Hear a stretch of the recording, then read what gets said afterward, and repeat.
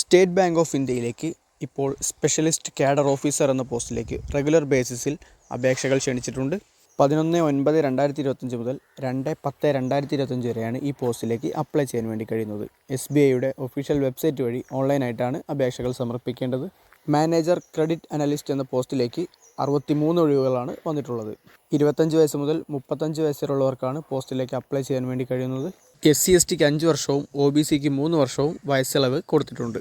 ഏതെങ്കിലും വിഷയത്തിലുള്ള ഡിഗ്രിയും MBA finance, PGDBA, PGDBM, MMS finance, CA, CFA, ICWA തുടങ്ങിയവയിൽ ഏതെങ്കിലും യോഗ്യതയും ഉള്ളവർക്ക് പോസ്റ്റിലേക്ക് അപ്ലൈ ചെയ്യാൻ വേണ്ടി കഴിയുന്നതാണ്. 6 മാസമാണ് പ്രൊബേഷൻ പീരീഡ് വരുന്നത്. 85,920 രൂപ മുതൽ 1,05,280 രൂപ വരെയാണ് സാലറി സ്കെയിൽ വരുന്നത്.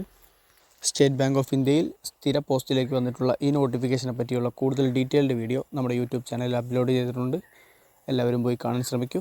Thanks for watching video.